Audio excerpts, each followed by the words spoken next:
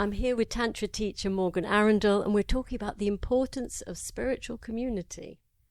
So, Morgan, what is a spiritual community?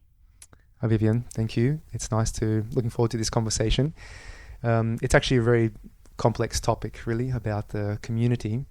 Just as a general kind of definition, we could say it's a structure which supports the spiritual growth of all the people who are part of that community, but also their social needs.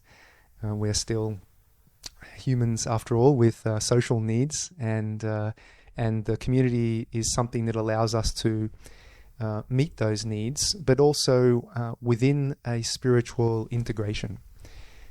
Usually, the spiritual community has a core which is based around some shared ideals, values, principles, moral and ethical values, for example, and also some common practices, which could be, for example, yoga or meditation practices, and they form a kind of basis, a core, if you like, of the community.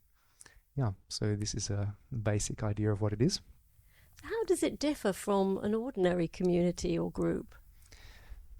Well, within an ordinary community, people are brought together through their common interests, and that's kind of what unites them. So in order to be part of that community, you need to have those shared interests, and you are more likely to, let's say, conform to what is considered to be the normal of that community.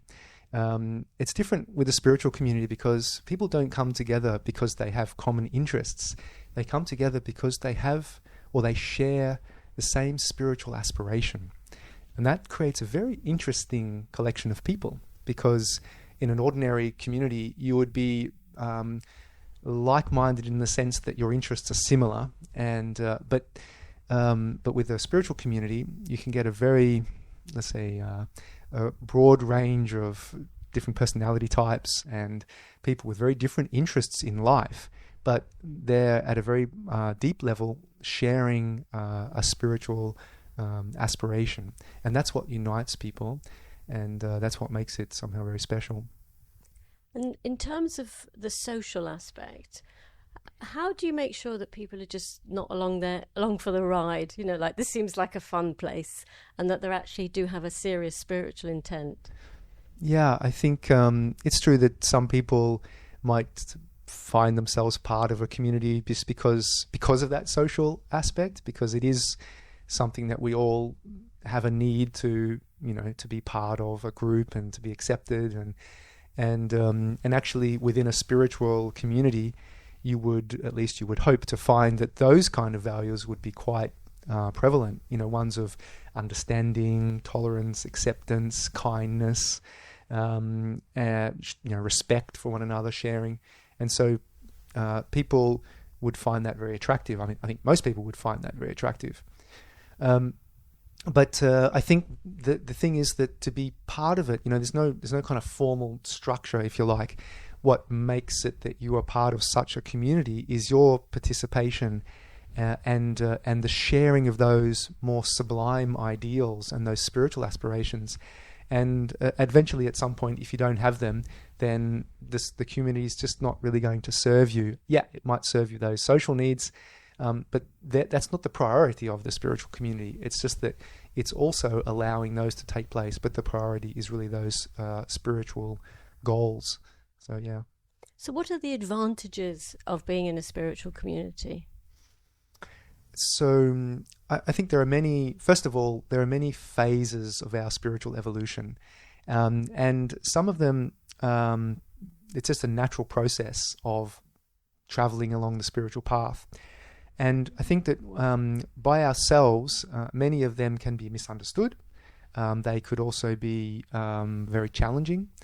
And when we have the support of others, then they offer their perspectives.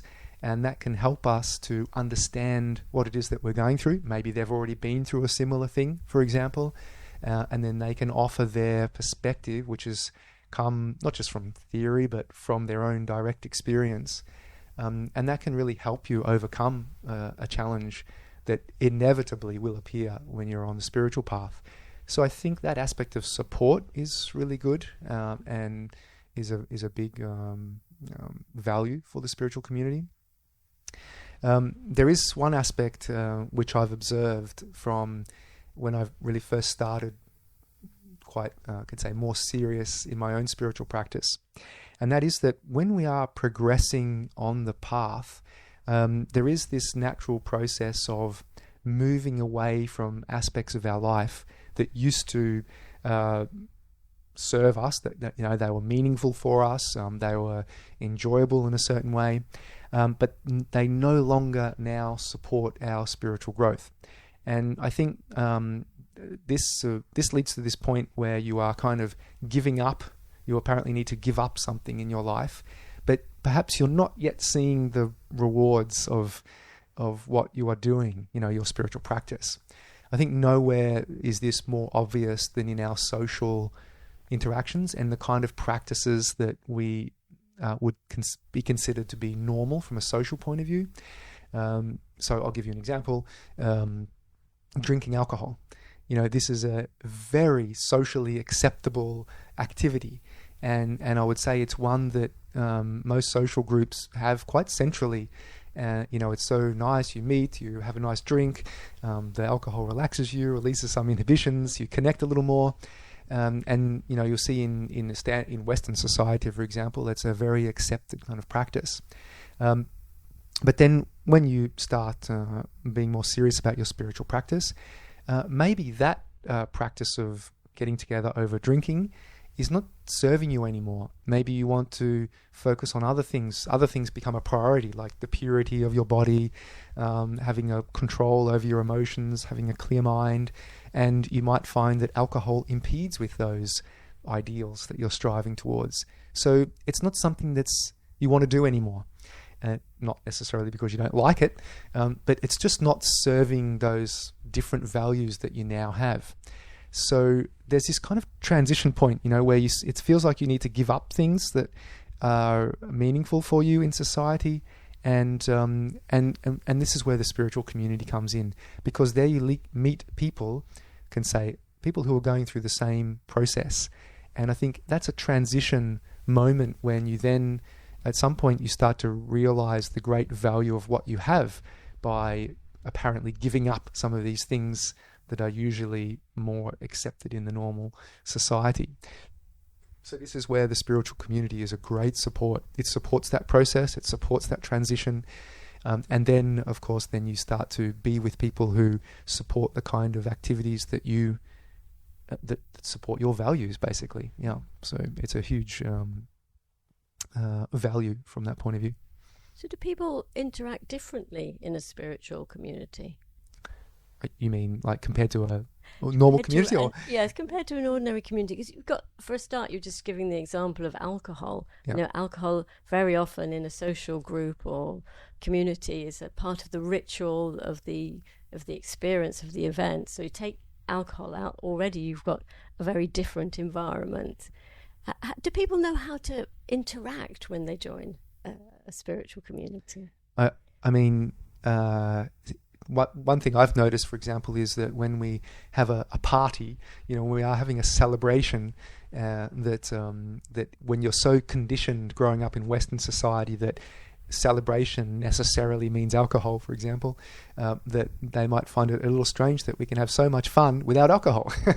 Yeah. And so, yeah, I guess there are some things we are conditioned to think that, you know, celebration needs to be like this, or that, you know, connecting socially needs to look like this. So yeah, there is maybe a phase of overcoming that. But yeah, of course.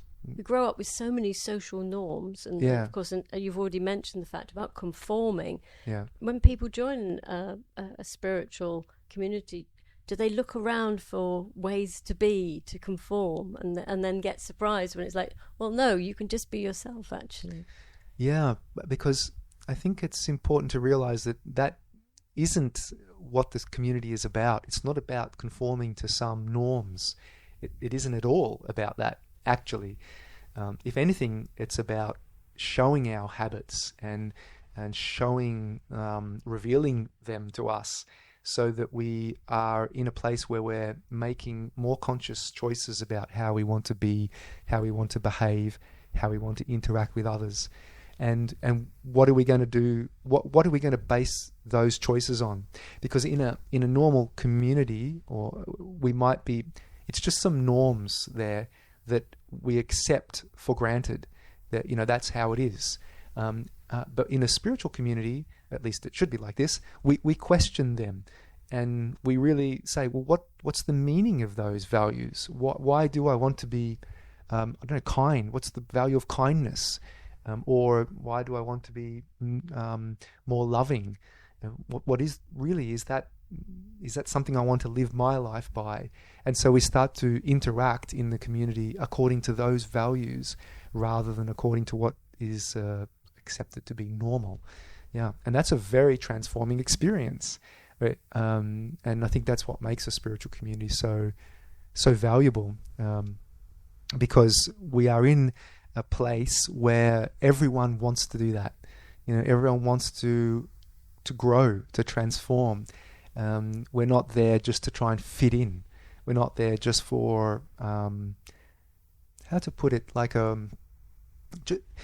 to support how we are. We're actually really trying to encourage people to grow, and therefore I think, and hopefully, there should be a bit more understanding when we do make mistakes, and when we do reveal some of our weaknesses, and when we do have these personality interactions, maybe clashes, and there's an acceptance of that in light of wanting to grow, of wanting to transform. And I think when a community really has that at its values, then it can be a very beautiful thing. So there's an opportunity to have a lot of information about your personality, about how you are, how others see you, given it in a kind way, so that you can then use that to transform. Is that right? Yeah, definitely. Yeah, so I think this is one of the benefits of a spiritual community, is that being around others, they act like mirrors, reflecting our personality, revealing to us some things that are that might be a bit hidden for us, revealing some of our weaknesses, for example. And it's done in a way that is always supporting and encouraging growth, encouraging some kind of improvement and transformation. So this is a very powerful function of the spiritual group, to give us a kind of feedback. And you see, of course we can do this by ourselves, right? We can take that spiritual journey all by ourselves, but then we get less feedback, and we have to have many experiences by ourselves in order to have the same kind of feedback that you might get in a spiritual community, because every one of those people acts like a mirror, and so it's very difficult to to hide those things that you might otherwise want to hide, because let's face it, when we have to look at some of those things, some of those parts of our being which are uncomfortable, which we can say need transforming, where we're a little bit selfish, or we're a little bit where we have fears, or we're a little bit proud, or we have a little bit of anger, or those places, they're uncomfortable to look at, and it's really tempting to avoid looking at those things when you're just by yourself. But when you're working with others in the community, then these things are much more easily revealed, and then of course that gives you the opportunity to work with them. Yeah. And is another challenge getting on with people that you don't have anything in common with? Say people from different age groups, different backgrounds, different cultures. Yeah, definitely. I think that highlights the real uniting factor of a genuine spiritual community, which is those spiritual aspirations, because that will allow people who have very different personalities, very different perspectives upon life. As you mentioned, they may come from different cultural conditionings, which can leave very big impressions on how we relate to others and how we see things. Yeah. Then if we get caught up in those things, we lose the point, because we might not find commonality there. I know for myself, there are people that I've met that I think outside of the spiritual path, I wouldn't be friends with them. Not because I don't like them necessarily, but we just don't have enough affinities, and it's probably wouldn't naturally be friends with them. But because we've been traveling on the same path together for so many years, they've become like a brother to me, or maybe like a sister to me. and they're very, very dear to me. And that's because we've united in those higher spiritual ideals and aspirations. And I presume that means that expands your capacity to love. Yes, for sure, because you become less selfish, because you start to see that everyone else is on the same journey, and we all have our weaknesses, and we all have our challenges that we have to overcome. And what's easy for you is maybe difficult for someone else, and what's difficult for you might be easy for someone else. And I think that gives you a lot of compassion, actually. And of course, that is founded on empathy and on love. Yes. So it does sound like a real greenhousing of the authentic self, being in a spiritual school with all this feedback and all these opportunities for challenge. But as I understand it, there's also a very strong positive regard towards one another. Yes, we can. Yeah, exactly. And this kind of balances out this mirroring, if you like, of our flaws and weaknesses. There is also a very beautiful way that we look at one another, which is, I could say, in a transfiguring way, to see beyond the ordinary. And it's kind of very positive, very optimistic.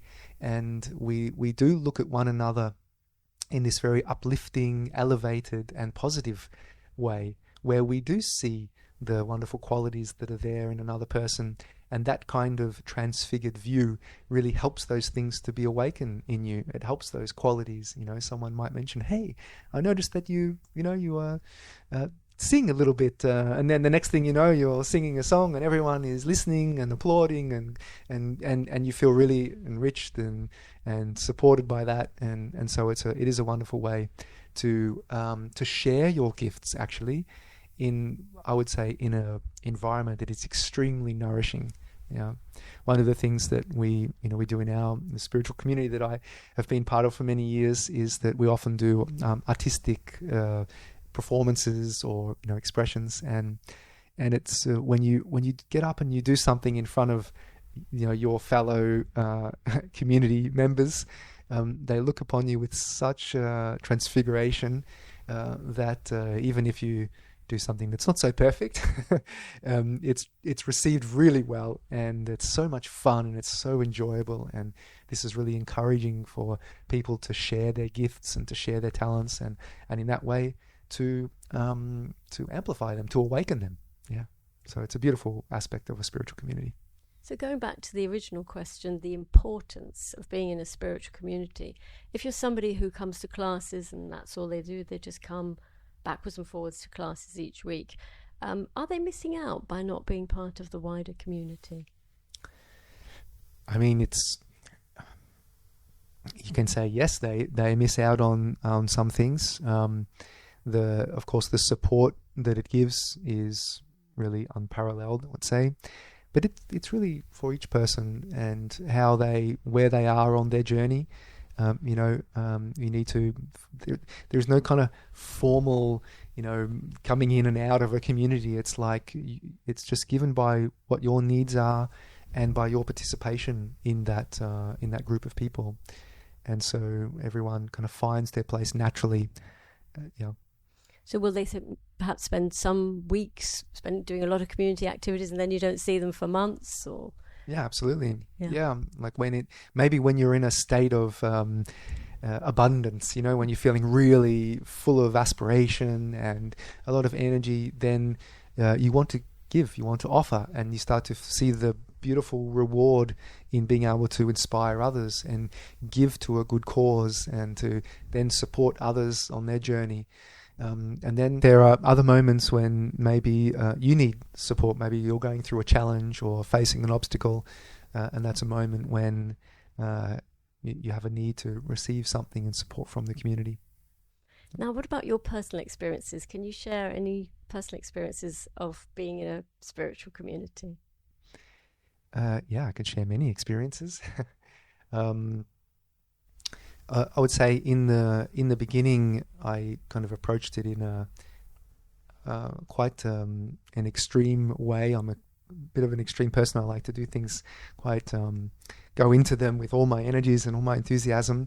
And for me, it was really wonderful to find people that had the same kind of aspirations, because it's when you really do want to go deep, go far with the spiritual transformation, it's quite a radical process.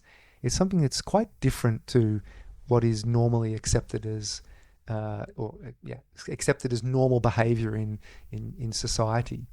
All of a sudden, maybe you want to meditate 2 hours a day, or you start doing all sorts of practices with breathing, or you start changing your diet radically and doing all sorts of, purification things and fasting and all sorts of things which are, they're quite different from what you would normally do in society.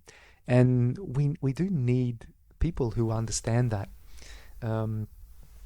I can give you an example from my life previous to being a spiritual practitioner. Was when I used to skydive, and oh my goodness, amazing! You jumped out of planes. And that's exactly the ordinary or the normal perspective of it. Is, you mean you threw yourself out of a perfectly functioning plane? Yes. And so from You'd have to kick me out. Yeah. No way. I'd be clinging on. Yeah. And that's a very normal perspective, right? Most people would say, but it's a bit crazy to jump out of a perfectly functioning aeroplane. And it is, from a certain perspective, that's true. But when you've done it, you realize it's one of the most thrilling, exciting, that's a moment when you're really living in the moment. That's you're very present then. You're not thinking about something else when you're just about to leap out of a plane. And then what I realized is, having such a experience that was so different to the kind of experience I had in my normal life, I looked just to people who had done it, who had the same experience, to be able to share that with. And people who had not had that experience, I couldn't share it with them. And so I started to look for those people who had that understanding. And it's a little bit like that with the spiritual path. You start to have experiences that are quite radical from many perspectives. You start to have an experience. You mentioned love before.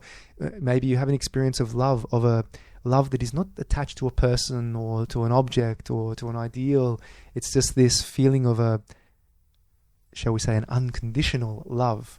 That's a very extraordinary, mind-blowing, radical experience if you ever have that. And it really changes your life drastically.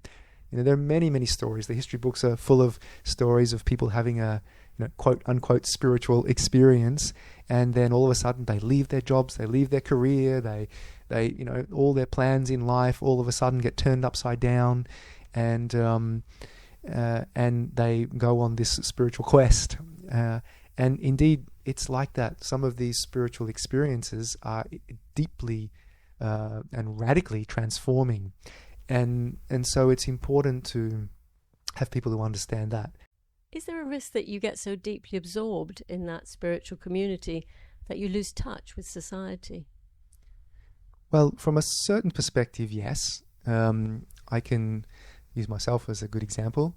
When I firmly decided that this was what I wanted to do with my life, I made some pretty radical changes in my life. I quit my job, I gave up my career, I sold my house, I sold my car and all my possessions, and I went off, in search of the spiritual truths, and I really deeply absorbed myself into the spiritual community that I found there, which was around the teachings that I now follow, and that became my world. And so from society perspective, you might say, well, that person has kind of lost touch with society and they're just absorbed into that community. And that it's true from a certain perspective. But certainly in my case, it somehow was needed to do that rather extreme approach, because it was polarizing my ordinary life. But then I did realize after a certain while that, well, it's all the same. I mean, what I do here can also be done out there, and this is not a closed system.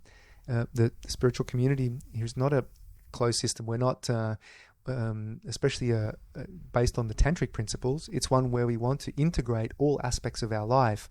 So if you want to also have a career, if you want to also have a family, then this can also be part of that, and you can still have those things in your life and be part of a spiritual community. Just that the spiritual goals are going to be the ones that get priority, not to have more children or to have a better job or a higher salary or a better position in society. And that makes a difference to a closed system where you go into the mountains and you join a monastery, and that really is a kind of a closed system. You do become separate from society. But the tantric community, and the one, for example, the one we have at Tara, is not like that. It's an open system. It's one where we aim to integrate all aspects of our life, and of course to give that priority to the spiritual goals and the spiritual ideals, while being integrated as much as we can in the other areas of our life.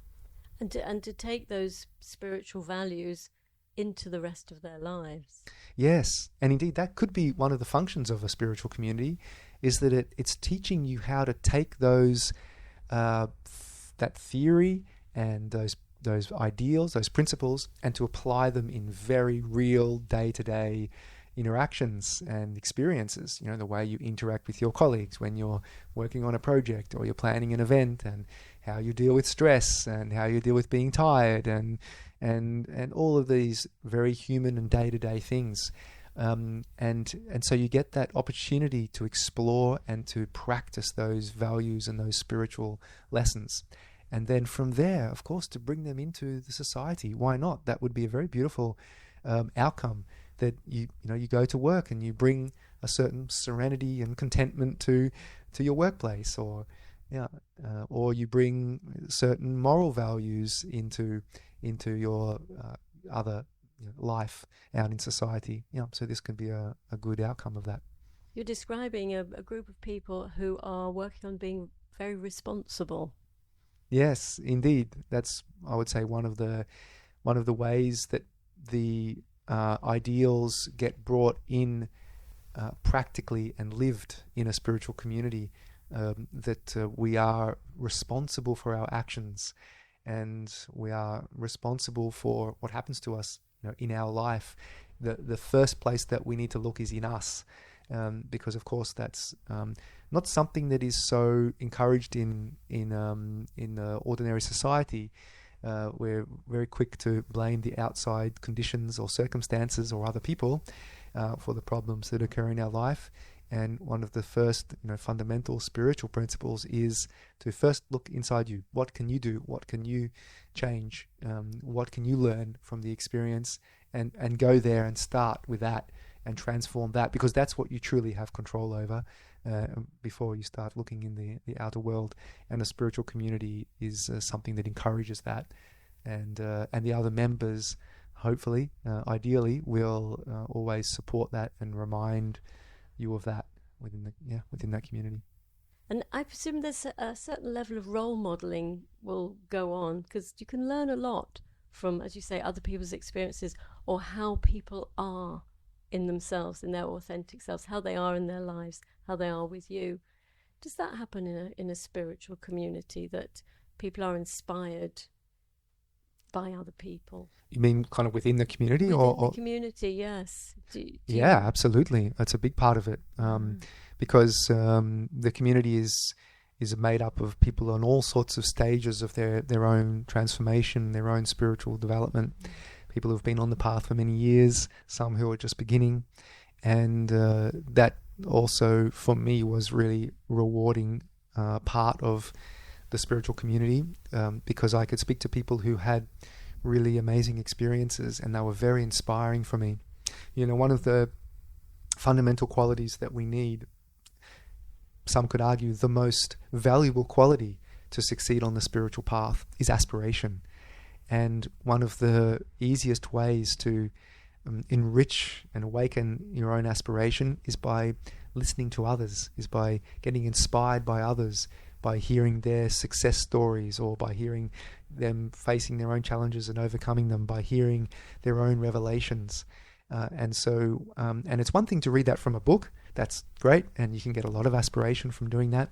But to sit down with someone who is also your colleague on the path. You are, you are sharing the same practices, the same methods, the same theory, and then to hear those experiences firsthand. I think this is extremely enriching, extremely nourishing, and from the point of view of awakening aspiration, could be one of the most valuable things that is existing there in part of the community. Yeah. Morgan, thank you very much. You're very welcome.